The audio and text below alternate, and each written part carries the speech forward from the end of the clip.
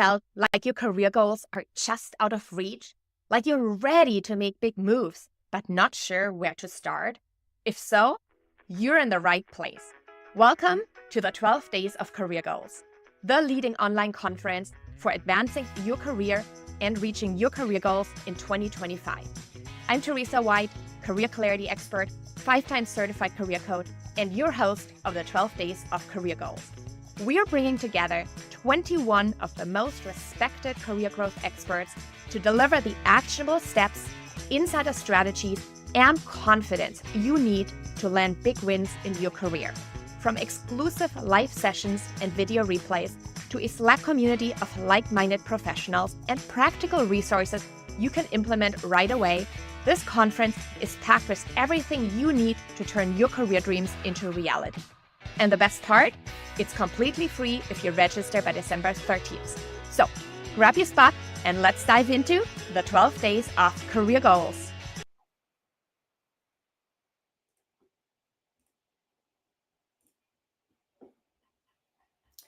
Welcome back to the 12 Days of Career Goals. Today, we're diving into a game-changing topic: how to negotiate your salary with confidence.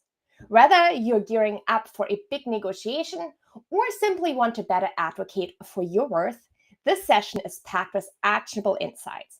We'll tackle common myths, share preparation frameworks, and explore techniques to turn tough questions into powerful moments of value creation. Get ready to transform fear into confidence and leave inspired to secure the compensation you truly deserve. Let's unlock your negotiation power, because knowing your worth and asking for it can change the trajectory of your career. Joining me today are two absolutely incredible experts, Anna Morgan and Melissa Hodgins. Anna Morgan is a recognized talent acquisition partner and the visionary behind Career BFF, where she merges her recruiting expertise with genuine care for people leaders on their individual career journeys. Anna has become a noted resource in the professional world, helping over 11,000 job seekers navigate the complexities of managing career growth while serving clients across a multitude of industries such as retail, healthcare, technology, and sports and entertainment. Melissa Hodgins is an executive career coach with a business and recruiting background, specializing in helping leaders define and communicate their unique value. With Fortune 100 experience and insider hiring expertise, Melissa equips professionals to confidently navigate transitions, secure leadership roles, and align their strength with organizational impact. Known for her results-driven approach, Melissa helps clients turn their expertise into clear, compelling value that drives career growth and business success. Welcome, Anna. Welcome, Melissa, to the 12 Days of Career Goals. So great to have both of you here. And I love the Christmas spirit here in the background. This is what we need. Yes. Thanks for having us. Of course. I'm so excited that both of you are here. And Anna, I want to kick it off with you and start with some very common myths. What's one of the most surprising myths about salary negotiations that you've encountered in your coaching? And how do these myths are holding professionals back from asking for what they are worth? Absolutely. Great question. And as a recruiter as well and coach, there were 5 main myths that I thought of, which I think the biggest one is if you negotiate, you'll get your offer rescinded. And job seekers think that that's part of the problem, but really to solve that, you have to talk about money early and often. And if your recruiter is not doing that, then you have an opportunity to, adjust how you're going to manage that opportunity. I think the second one is asking for more is greedy, which is absolutely not the case. We have earned the right as we progress through the interview process. Once we learn more about the role, the responsibilities, the role that we're considering, there's a price tag attached to that. And there's nothing wrong with saying, after I've reviewed this and interviewed with this many people, I know I told you this range, but this is now what I'm looking for.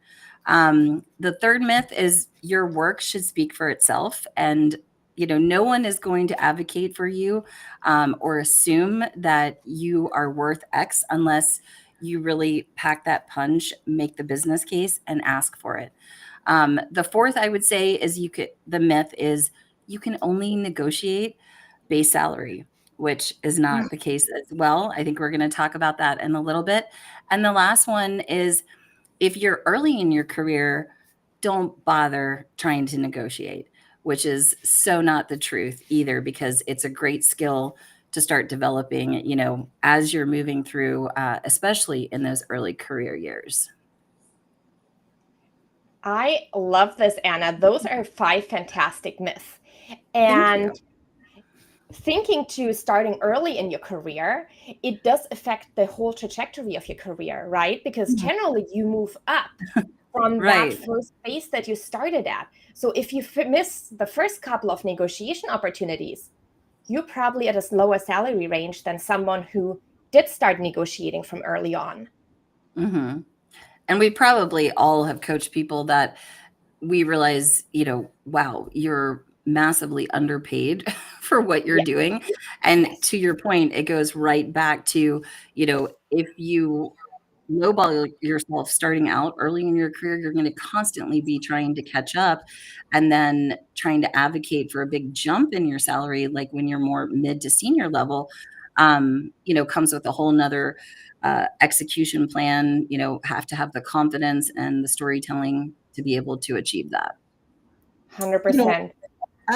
And one thing I love to add, Anna, you've captured a lot of the big myths. And one of the big ones that we kind of touched upon is that the first offer is the only offer, right? Everyone, regardless of when you start in your career and as you progress, the first offer isn't the only offer. And we'll talk more about this throughout the program. And the other thing is the myth that you have to disclose your current salary, right? You might feel obligated, but sharing this information can actually anchor you at a lower range than you're worth. So instead, focus on the market value that's out there and available, and also the value that you bring. And and the last thing, I know, Anna, you already touched on this too, which is that negotiation is just about salary. There are so many other components that make up total comp. And those are the other elements that you can include as part of the overall negotiation strategy, right? Negotiation is much more than just salary. It's more than numbers. It really is about establishing your worth in regards to the opportunity. That's such a great add-on. Thank you, Melissa. And one thing that really stood out to me is, going back to what Anna said, is that price tag you're putting on it. And when you think about hiring a service provider, if you're asking someone, I'm going to use a very simple example, like I'm asking someone to remodel my bathroom. In the beginning, I'm like, I need a new sink. And then as we go through the project, I'm like, oh, by the way, I need a new sink, a new toilet, and a new bathtub. Guess what? That price tag is going up. And so it is when you are negotiating, when you're going through an interview process, you will learn that the job probably is more expensive than it was originally advertised. And so they're asking more of you. Guess what? That's going to cost them more. But that being said, Melissa, you touched on that fear of asking for more might seem greedy or even jeopardize the offer. Do you have any advice for how we can reframe this fear into a mindset of collaboration or even value creation? Oh, absolutely. I think we've all been in the position of having that, that feeling of that knot in your stomach as we're negotiating. And we know why, right? There's a real fear involved and it's uncomfortable. But here's the key. Negotiation isn't about greed. It really is about clarity, value, and collaboration. So a couple of things to consider. It's know that what you're feeling is real, right? It's natural to be afraid. It's natural to be uncomfortable. You've been through a lot just in the hiring process. You've been through the interviews, and now you're nearing the end. And it's perfectly natural to start wondering about the what if, like what if something goes wrong? But you know what? At this offer stage, it's seldom a one and done deal. Most employers expect some type of discussion. They will want to be able to create a package that works for them and works for you. And this is where you want to shift your mindset, right? This is where you want to shift from the misconception that negotiation is supposed to be adversarial. It's not. It's not meant to be a tug of war. It really is a conversation around alignment, right? So both you and the employer, they want the same thing, success, right? They want you to succeed. They want themselves to succeed. You want to feel valued and supported. They want you to be able to be the one that delivers results, right?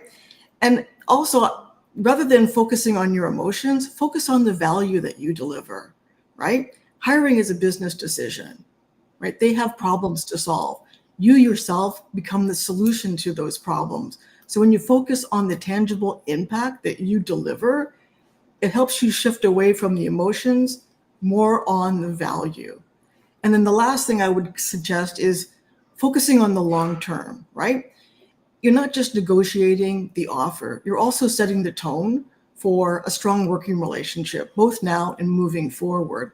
And this is a way of not only building alignment, but also building a trusting relationship that you can build as you further develop your working career at that employer. That is really, really great advice, Melissa. Thanks for sharing that. It's so hard for most of us, actually. And I'm thinking back to my early career. I wouldn't have dared to negotiate. I didn't even know that was a thing when I'm thinking back 15 years ago. But knowing that they expect it and that you're actually, through that negotiation, communicating your value is so powerful.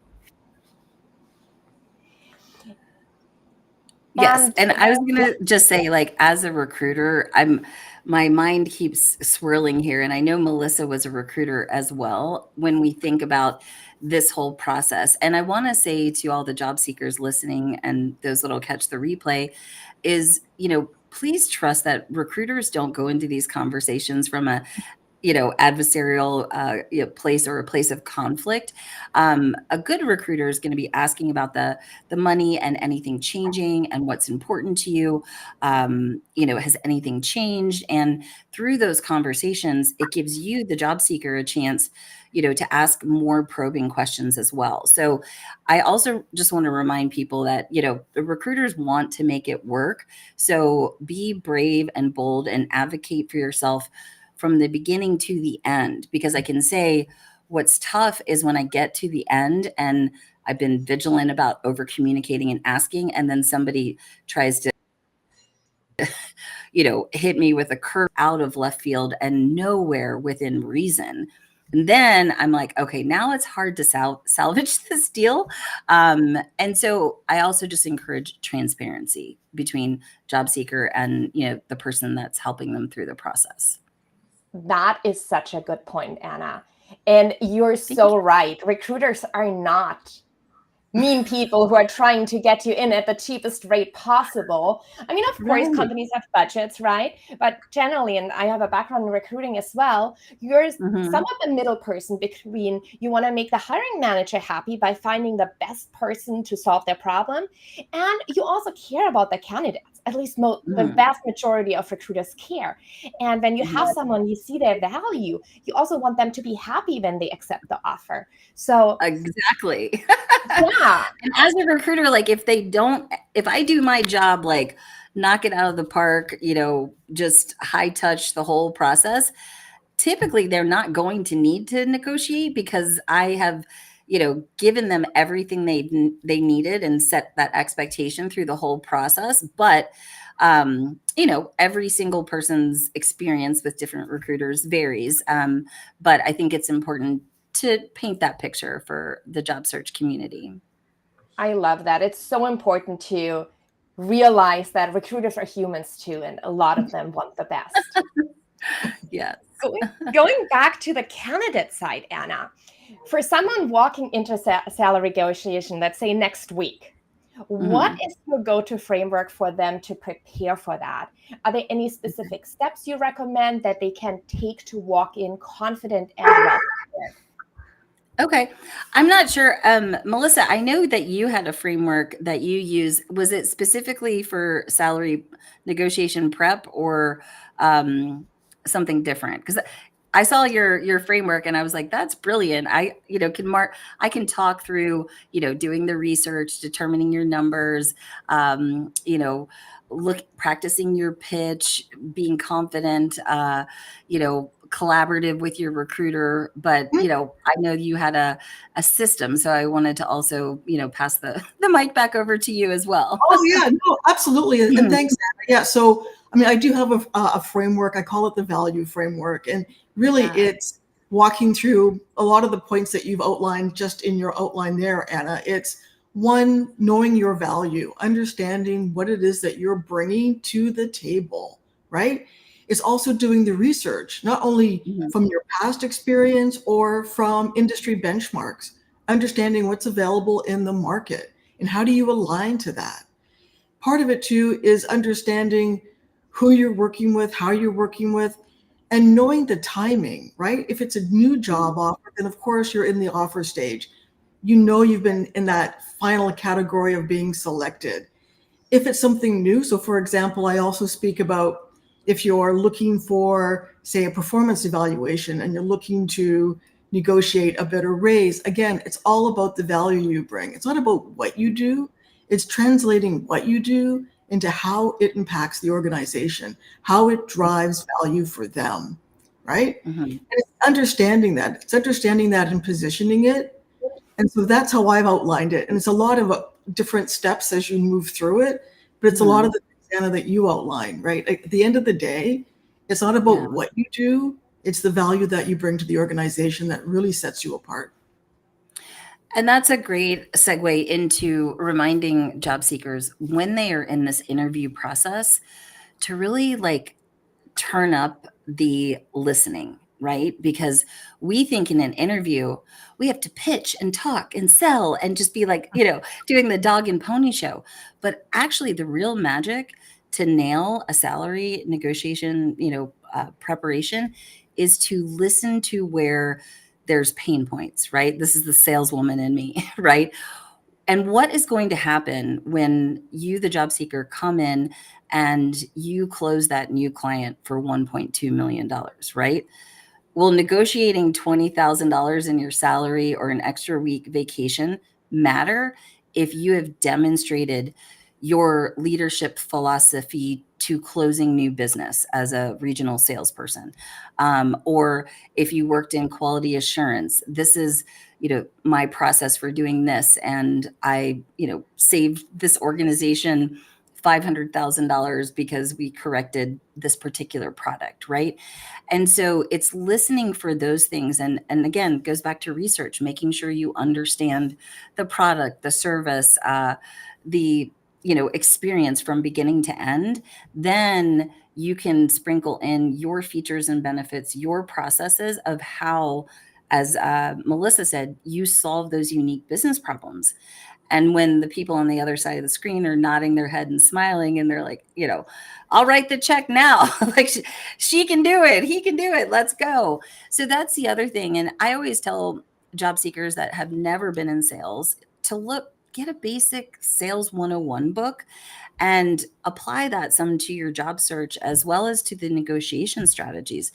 In sales, it's typically the person who doesn't speak that oftentimes wins the conversations. So,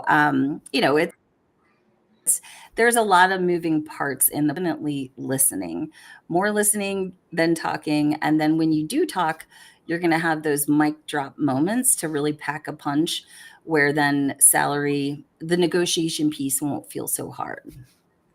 Oh, that is brilliant. Yes, I'm totally with you here on listening, because when we assume what their problems are, we're basing everything off assumption. But when we're listening and know, okay, this is the problems they're trying to solve, and I know I can do this, and then I can demonstrate this or share how I've done that in the past, they're like, yeah, I want you on my team. How much? Exactly. You want 10,000 more? Yeah, not a problem. Here you go. Right? Yeah. And I think some other things to build upon that too is, thinking beyond just salary, right? And I know we're going to talk about this. There are so many other components that comprise your total comp. So as you're working through the offer stage, it's important to know what's important to you, right? Are you looking for flexibility? Are you looking for leadership opportunities or growth? And this kind of leads into also knowing your audience, right? If you look at who the employer is, they fall into different industries or domains. So I say know your audience by thinking, well, if you're looking at negotiating an offer, say if you're at a startup or an enterprise or private sector or public sector, each one of these categories negotiates compensation somewhat differently. So, startups tend to focus on, equity and growth potential and flexibility more so over base salary.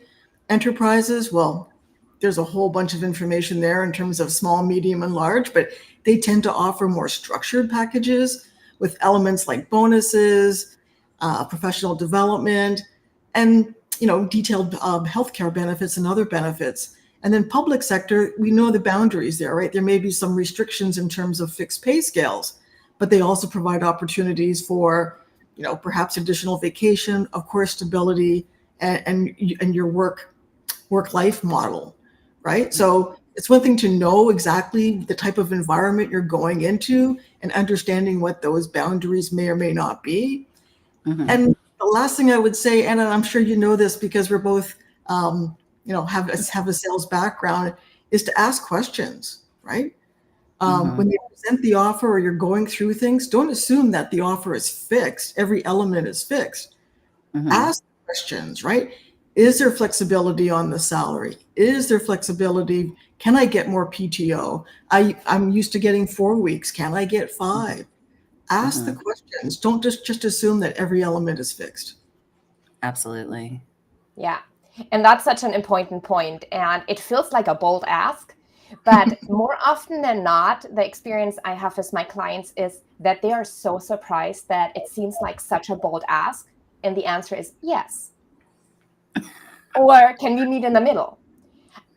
It's more often a yes or can we meet in the middle than a flat out no. If you don't ask, you'll never. There's always going to be no. Yeah, when you don't ask, it's going to be a no. Yeah. And we just touched on the topic of expanding the full package outside of base salary. So let's stay with that for a moment. Anna, you already mentioned that salary is so much more than, or compensation is more than just the base salary. Right. Are there any tips or advice that you have for clients to advocate for the full package that reflects their worth? Yeah, absolutely. I mean, so I recommend that my clients kind of shift this to this mindset of total rewards. So thinking beyond the base salary and view their compensation as, I'm totally rewarded for all the things I do and who I am. So like we mentioned, it starts with a clear inventory of what matters most to them, whether that's a performance bonus, upward mobility, flexible work arrangements, professional development allowances, educational allowances. So once they know their priorities, they can confidently request them as they go through the negotiation. The other thing is, understanding, as it was said, your audience, the market norms. This is where informational interviews are powerful. When you talk to different people to understand, does this company prioritize equity, wellness stipends, remote work options, parental leave, those other things that are becoming way more important to job seekers in this market than I think we were ever discussing prior to COVID. And then you have to frame it around mutual benefit, right? I suggest that they highlight how each of those benefits meets their needs, but also supports the ability to perform at their best. So for example, you have flexible working hours. That can be positioned as a means to increase productivity and reduce burnout, which is something I'm very passionate about. And show how those elements and total package benefit both parties. And then really just be in that energy of creative solutions. Really encouraging collaboration, right? Collaboration over competition. If it's a large signing bonus isn't feasible, consider alternative forms of compensation. Could be retention bonus, a post 90-day, salary review. So you can show them like what you've done. And there's just a lot of ways that you can be creative. Again, if you've never done it, it's hard to think, what could I ask and how could I position this? But the thing to remember is that companies are having to be more flexible and, I would say, agile in some of these spaces, especially in areas where, demand is high and supply is low from a talent perspective. That's a really great advice, and thank you for sharing that. You were touched on informational interviews, Anna, and I want to get your take on this. Money is such a taboo subject in our society, right? We're not talking about money. Would you ever bring up the subject of money in an informational interview?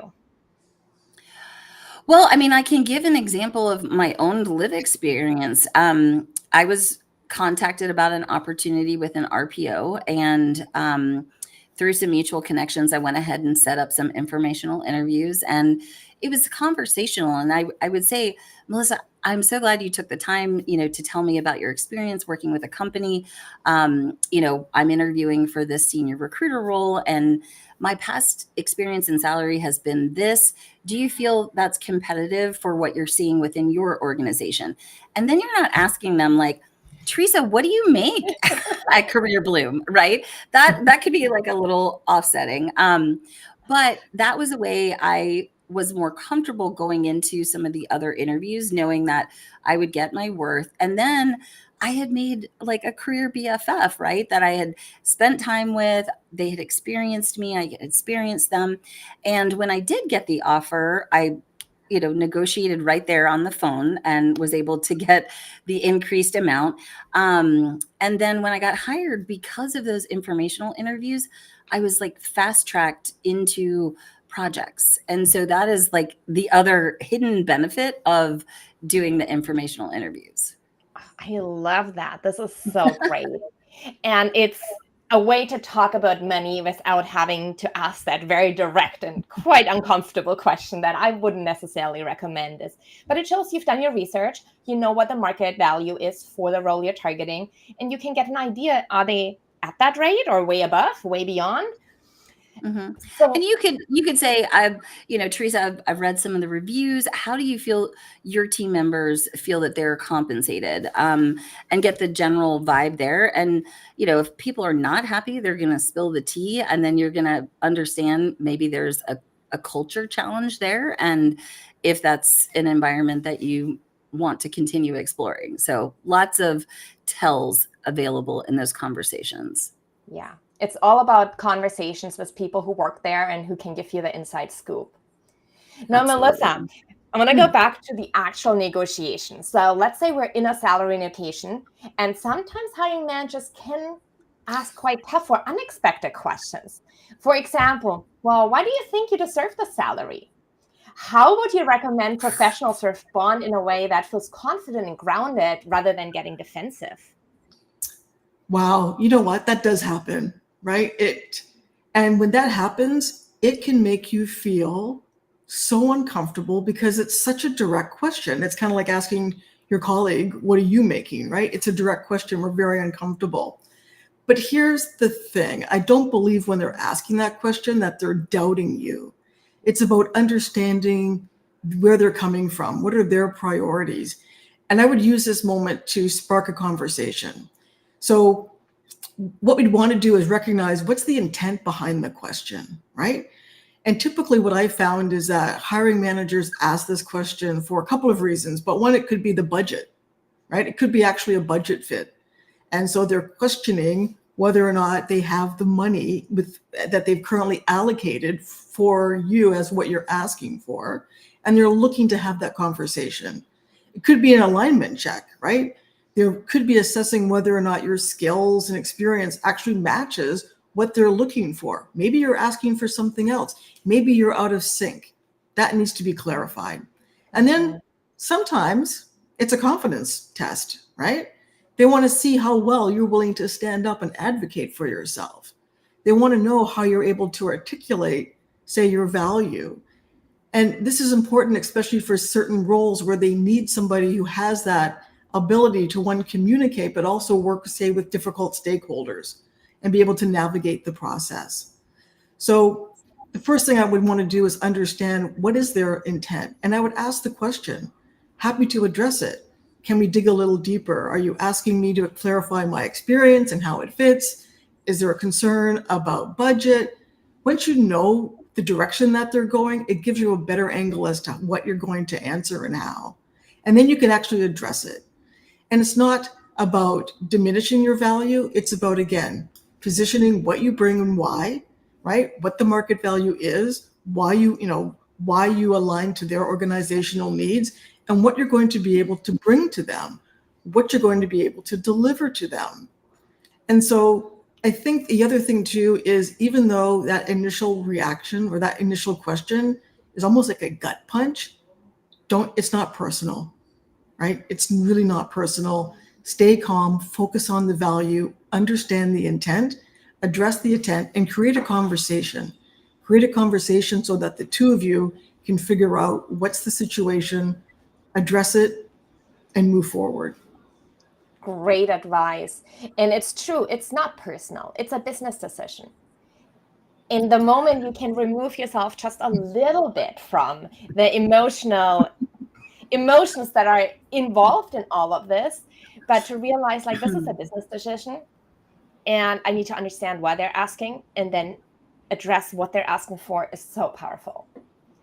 Now, Anna, I think it's a lazy interview question. This is just my hot take on it. And, as a recruiter that spends quite a bit of time coaching managers on not asking lazy questions like that, but it's because either they're not prepared for the interview. There might be compensation inequity issues on the team. And so, Teresa, if you're an absolute rock star and I'm like, she's the person that can solve the problems for my team, I want to make sure I have all the information so that I can make the business case and defend myself to any other stakeholders and or my team why I brought this person on as a senior versus a specialist, stuff like that.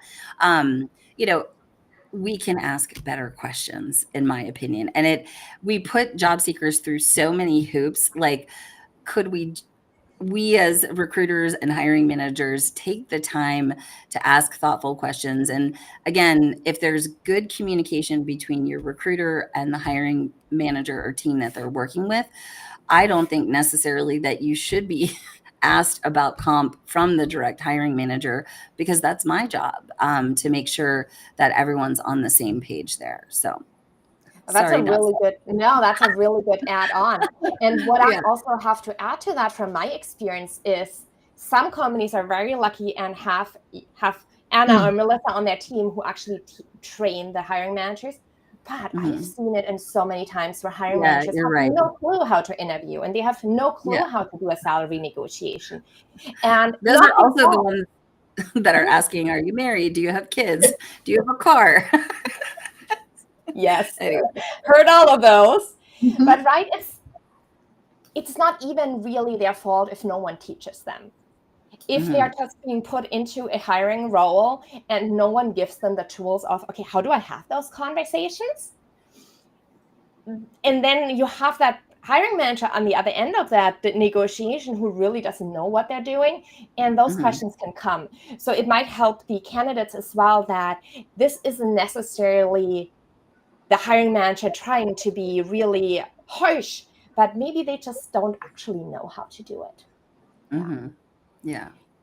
Anna, I'm curious if there's any moments that come to mind for your work with clients where a client of you faced a salary negotiation and how they approached this and what the outcome was. Yeah, this is part of the coaching and being a recruiter that I get super fired up about, because it's all about, managing the process, right? And managing the process, to me, whether it's high stakes or just any conversation, really the foundation is early transparency and relationship building. Early transparency and relationship building. If you really focus on those two things, if you don't remember anything else that we've shared today, try to remember that, because people, if you have that transparency, they're more likely to be open to building the relationship. They're going to trust you. They're going to get to know you, right? And then I'm going to want to champion you as the recruiter because you have been so diligent in the process. And so I had a client where we worked very vigilantly on this, and it was almost like he pushed back and he was like, I feel like I'm just too much. And I'm like, just trust me, because the kind of secret sauce was the incremental check-ins and, managing those conversations about revisiting the topic, clarifying any questions, sprinkling in some of the total comp questions once they had started interviewing, not in that very first screen, but throughout the process, so that when we got the offer, we weren't trying to review an entire benefit package and understand RSUs or a complicated bonus process. So we were educating ourselves about all those aspects throughout the process through those check-ins. And then we were able to use data from those conversations and results that they had created previously to really showcase how they were in line with the benchmarks of what the company was needing, et cetera. And then, the success finally came from really, being professional, managing up to the conversation, and everyone walked away feeling positive, respected, and excited about, this new opportunity, that was happening because the candidate had accepted the opportunity. So, I don't see there's a huge difference between like a high stakes negotiation and anyone that's getting a job. It just really comes down to, that transparency and really trying to build that relationship. And I know that's hard for a lot of people because they feel like this is a transaction, but trust me, if you focus from a relationship standpoint, if for some reason the deal did fall apart, you might be able to leverage that relationship in a different way in your career at some point. 100%. Relationship and transparency, two huge takeaways for today.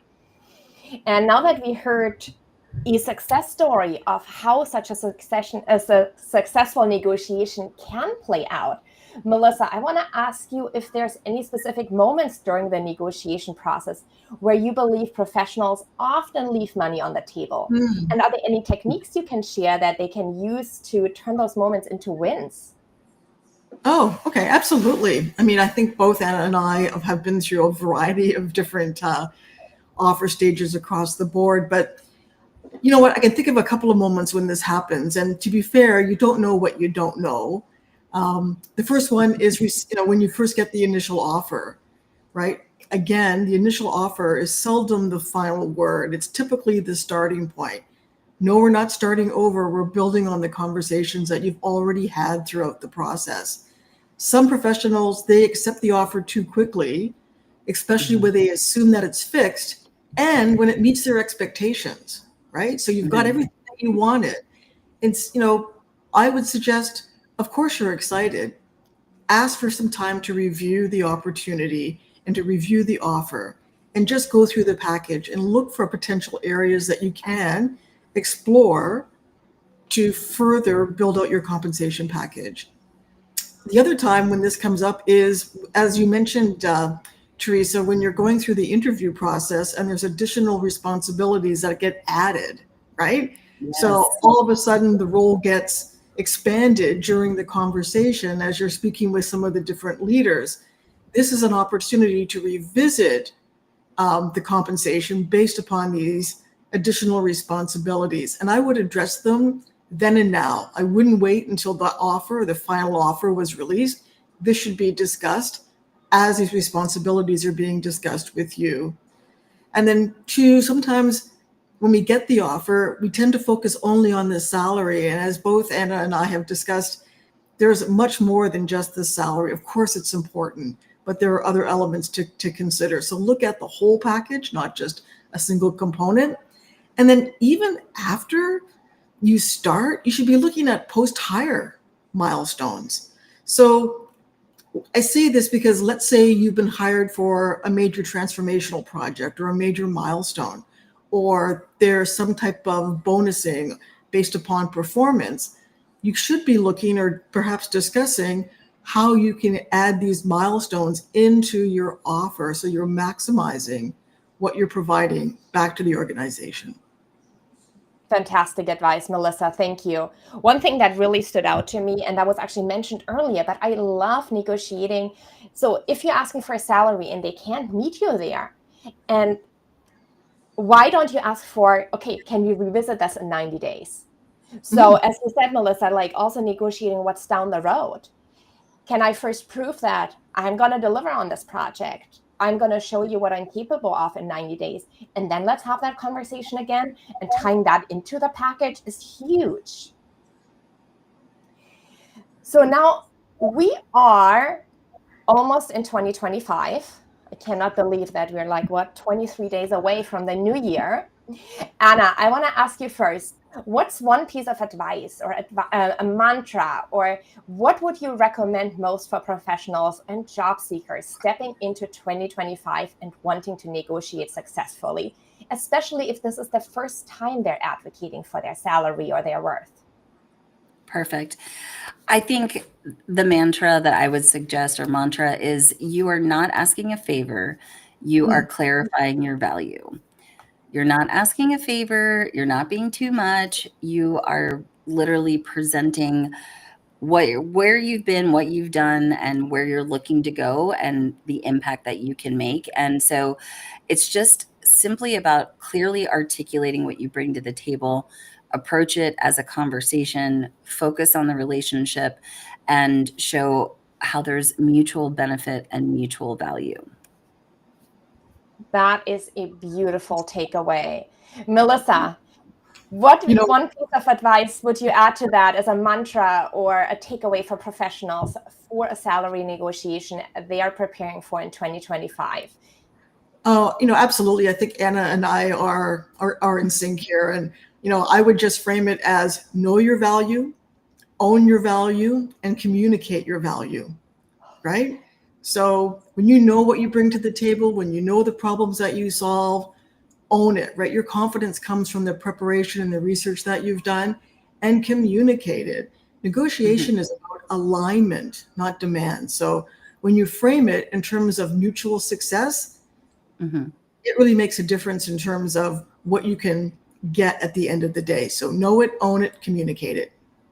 Absolutely. I love that. Just because there is this,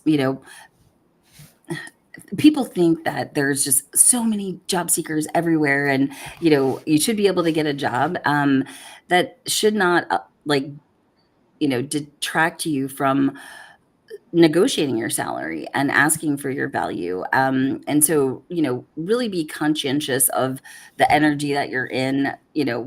I think so many job seekers, especially those that have been in extended search for a long time, they're just like, I'm so relieved to get an offer. I don't care if it's way below, I'm just going to take it. Right.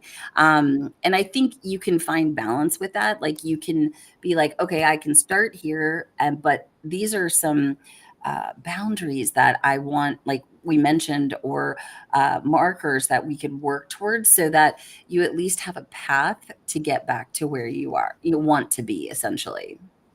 That's a great add-on. And I also want to emphasize this: when you made it to the offer stage, you've been through rounds of interviews that cost the company money and time. At that point, when they make you an offer, they don't want to lose you. They really don't. They've been through too much to start over or go back to another candidate.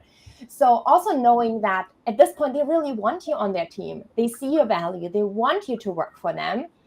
And that might give you the confidence of, okay, I can ask for my worth.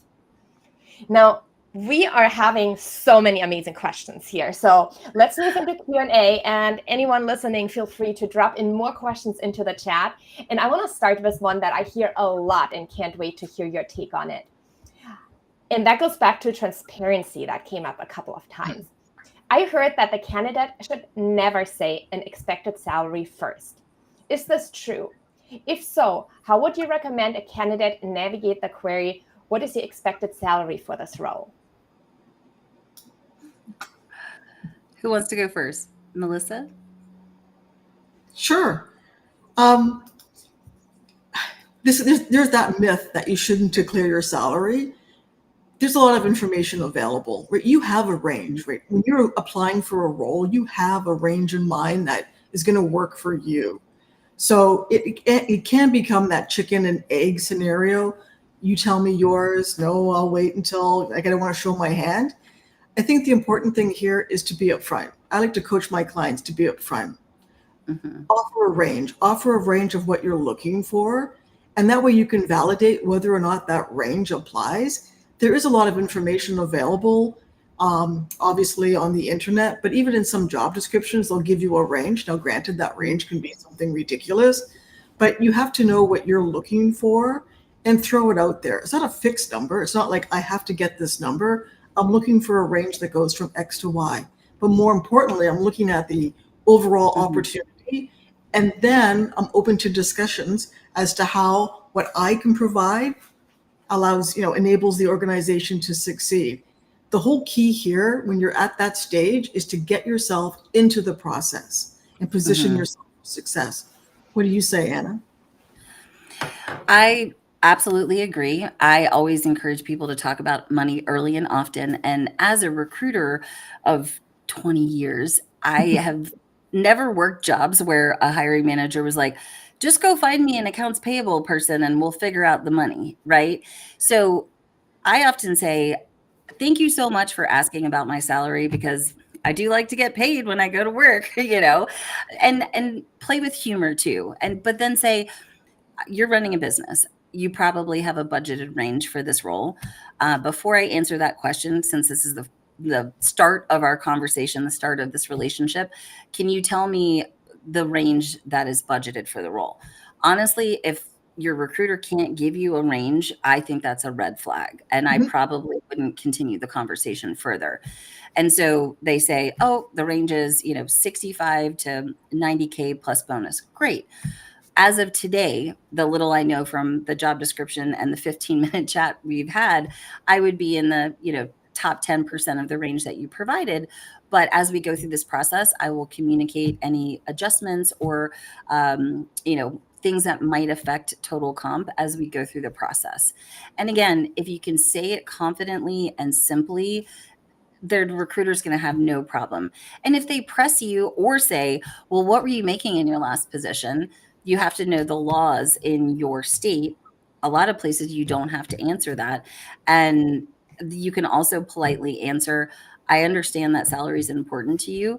At this time, since we're not at the offer stage, I typically don't disclose what I was making in my previous role.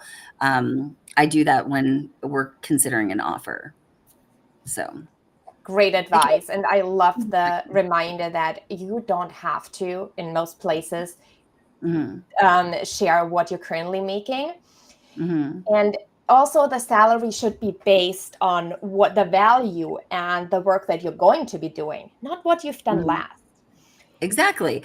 If you think about it, like, we don't want to hire people for the exact same role that they did previously. Right. So that's part of the interview process and kind of marketing and selling yourself, is to showcase, because I've done this uniquely qualifies me to be able to do X to solve these problems for your company.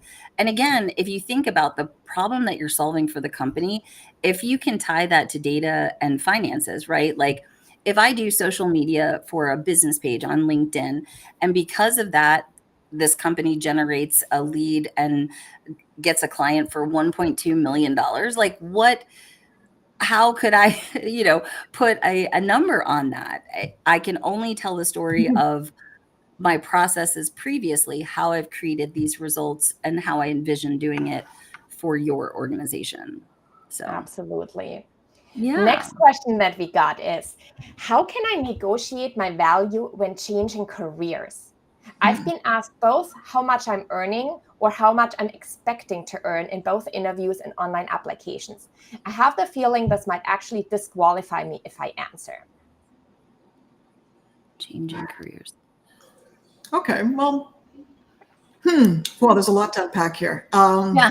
I mean, and there's a lot. Okay, so when you're changing careers, right, it's all about leverage. It's taking your existing experience and expertise and applying it towards the new opportunity. So again, it's all about the value that you're bringing, right? And how you position it. So when we talk about the value that you bring, don't think about what you do. It's that translation from what you do into how it drives or enables business success. And there's going to be a lot, no doubt, that you can take with you into this new role. And then when it comes to discussing it, yes, on applications, they ask for it. And it goes back to what we just talked about in terms of if you're in a conversation, as Anna was previously talking, talk about the range that you're looking for. Ask them for the range. Compare and contrast it towards, is this going to meet what I'm looking for? And if so, then you can continue down the conversation. The whole key here isn't to put a stake in the ground and say, I must get this. If you know what your limits are, your boundaries are, then you can position yourself for success. And it also takes that research. Depending upon the change you're making too, there may be some compensation changes you have to make. So you have to factor that into the whole picture. So a lot of different moving parts here, but that's how I would, from a high level, suggest you tackle it. Anna? I think we're going to see more organizations being open to hiring, people that are pivoting, right? Because low collar or white collar jobs are down, trade positions are up, and there's more supply right now for a lot of like corporate roles. So I think focusing on skill competencies, right? So making sure you know what is needed to be successful in that job and drawing the bridge from these are the skills that I've executed in one role. These are the skills that you need. Here's how I bring them together. The second thing is when pivoting industries or careers is your process. Again, like your leadership philosophy, your, way of hiring rainmakers, your, process for having a highly engaged team. So those like philosophies or processes or frameworks, they're industry agnostic if you can explain them with confidence. I did this in a pharmaceutical sales role.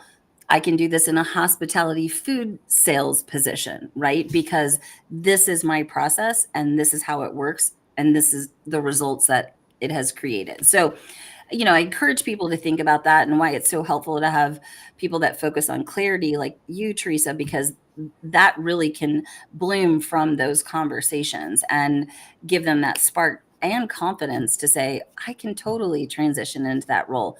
If it's someone more senior that's looking to take a step back, what you're looking to overcome is the organization or hiring manager assuming you're just going to be a flight risk as soon as the economy comes back or there is a senior VP of HR role available. So you have to paint the picture of why this type of role is perfect for you at this season in your life. And this comes back to transparency because we're not in the business of square peg, round hole, right? If I hire you, I want you to work out and be able to accomplish your goals. So I understand that there's risk that comes with transparency, but that's better to repel some people versus take something and then you get in 6 months later and you're like, what did I do? Yeah. And one word that you said really stood out is building that bridge. And it's something I'm so big on since I work mainly with career changers is building that bridge of what you're done in the past to what you want to do in the future. That burden is on you. Don't wait. It's not on the recruiter or the hiring manager to figure out how your past experience translates into what you want to do next. If you have a great recruiter, maybe they'll see it, but it's your job to do this. So you need to communicate that very clearly about how what you've done in the past positions you very well for this role, even if it was done in a different context. You Absolutely. have 2 more fantastic questions here. First one, it seems that more salaries are listed on job descriptions. Would agree. If the salaries are listed, does this mean there isn't room for negotiation should an offer be given? And I think specifically negotiating past the highest range that was listed on the job description, I would imagine. Oh, absolutely. Right. So the range gives you a ballpark of what they're looking for. And it's not necessarily the lowest, it's not necessarily the highest. So it really gives you a ballpark. When you as you're interviewing, as you're moving through the process, as you're leading with your value and you're learning more about the role and discussing how you can deliver against those different areas of impact that are necessary, you start building your portfolio of value that you can then leverage. And as you're uncovering new areas in the conversation, you're adding that into the portfolio of, this is what I can do for you. This is what I've done in the past. This is going to have such an impact to the bottom line of your business. That's what you take into the negotiations with you. So when you see a range, it's not necessarily the all end all. There is room to maneuver. And again, it's not necessarily just the salary. So yes, salary is important, but also look at the other elements. So, and also knowing what your audience is, right? So if it's an enterprise or public sector or a startup, you want to be able to factor that into what you could potentially negotiate. And then you go into those types of elements and evaluate what works for you, what's important to you, and then ask for that. It could be something as simple as, can I work from home 2-3 days a week, right? It could be, you know what, I'm used to having X number of weeks or days of PTO. Can I have a few more? It could be something as important as healthcare benefits, right? Maybe startups don't necessarily have that. But then could they allocate more money into the salary so you can go through a private methodology of getting it? Lots of different nuances here to factor in. Absolutely. Anna, any thoughts you want to add on negotiating outside of the range? Well, I mean, I'm just happy that, there are salary ranges with job descriptions.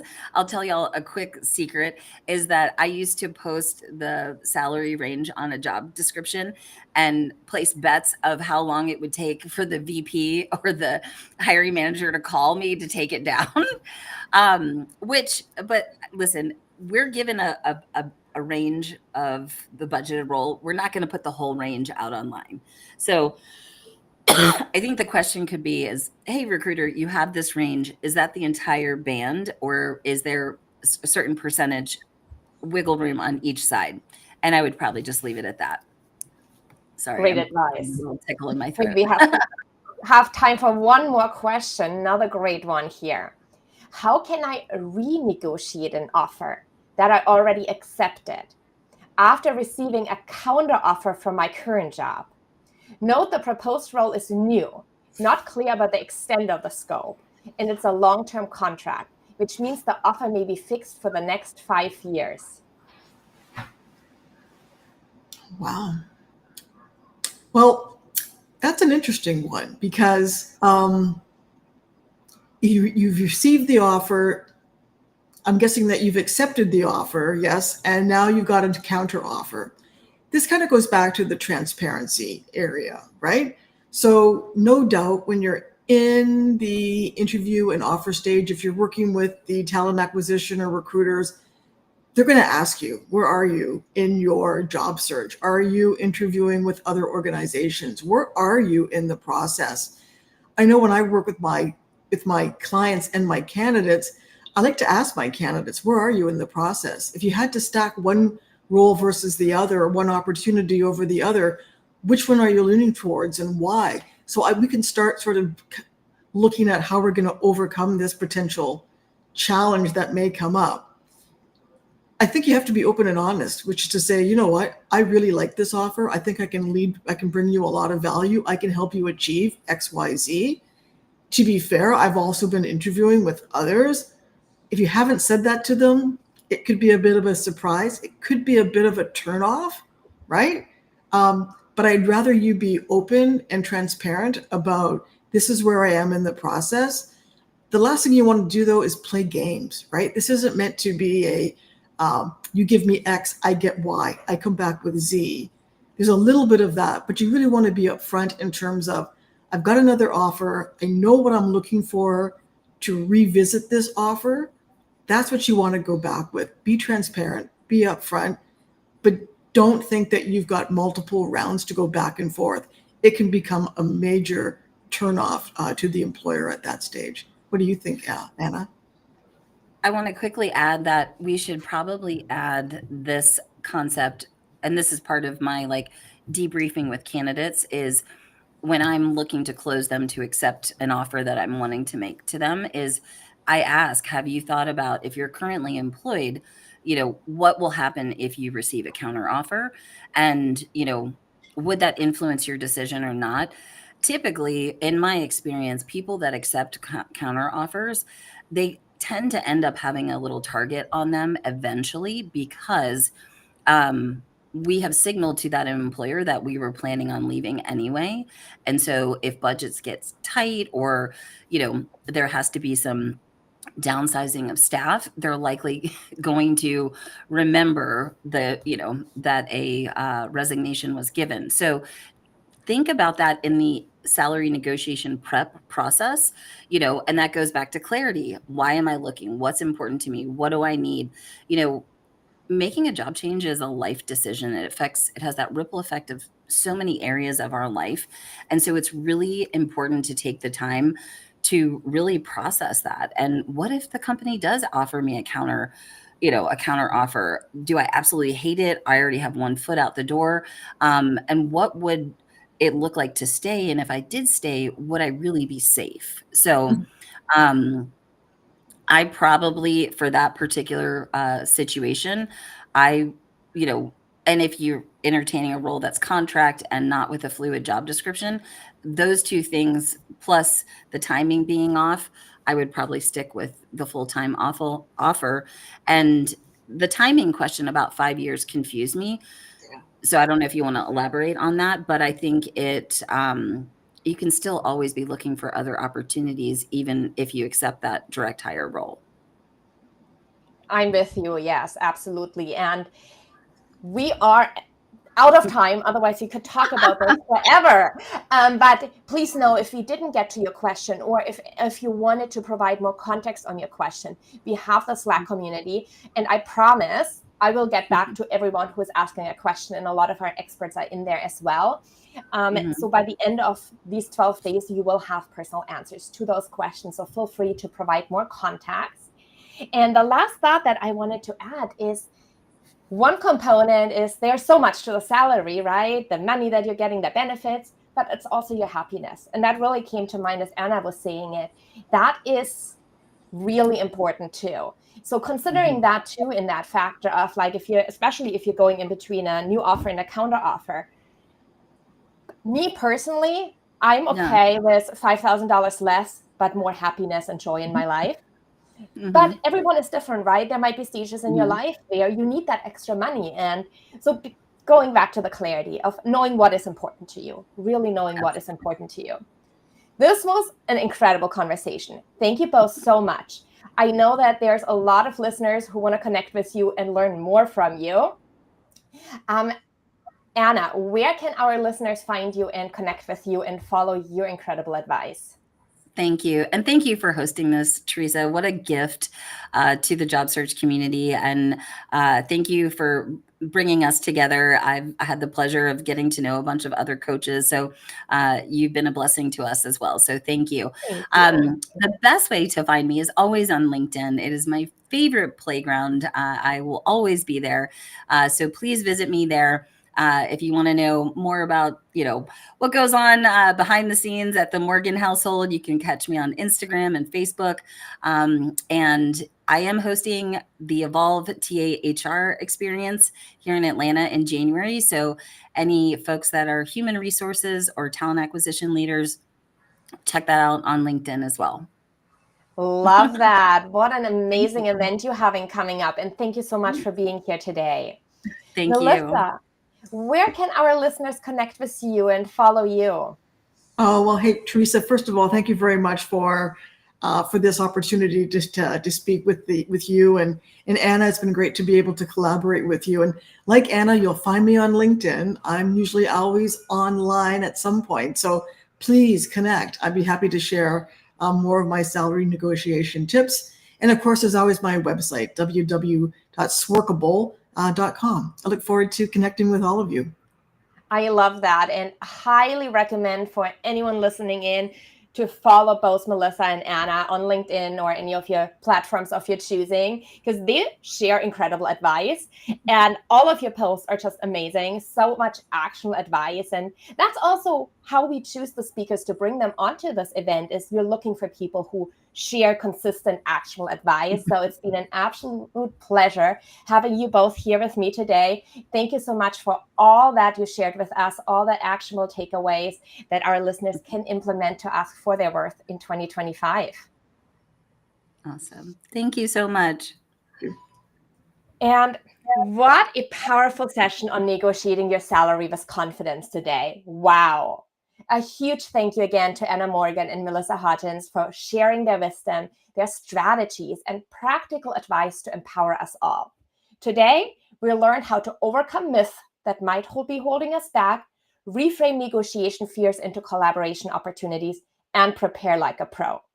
We also uncovered ways to advocate for a comprehensive compensation package and techniques to navigate those tricky, often high-stakes questions. And as we mentioned at the end, it really comes all down to clarity, which is the foundation of all career success. When you know what is really important to you, when you know your worth and have the tools to communicate it, you step into negotiations with confidence and control, setting the stage for long-term success. Now, before you leave today, turn these insights into action. First, take a moment to jot down the strategies, insights that resonated with you today. What stood out and how can you use it to achieve your goals? Write these takeaways in your 12 Days of Career Goals guidebook. Second, identify one concrete action step that you are going to apply. Maybe it's crafting a negotiation script, practicing with a mentor, researching full compensation packages. Be specific and commit and write it down in your 12 Days of Career Goals guidebook. You're going to be so much more likely to follow through and implement what you're learning when you're writing it down today. Last but not least, please engage with us in the Slack channel and continue the conversation. Share your reflections, your questions, or even your first steps toward implementing them. The link to your Slack community is in your emails. And I am very excited for all of you to join us back here tomorrow when we will be hearing from the LinkedIn Editor-at-Large for Jobs and Career Development, Andrew Seaman, and Lorraine K. Lee on mastering in-demand skills for 2025. See you all tomorrow.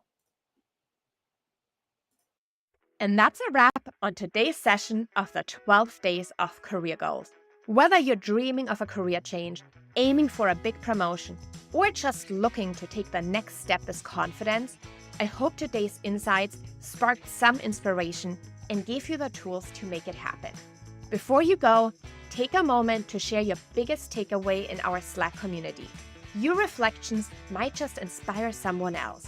And if you have questions for upcoming sessions, post them there so we can tackle what matters most to you. And if you haven't already, be sure to register for the rest of this free online conference at bit.ly/12 Days of Career Goals. Thank you for spending time with us today. Together, we're making career goals achievable, one step at a time. I will see you back here tomorrow at 1 p.m. Pacific, 4 p.m. Eastern for another incredible session. Let's keep building the career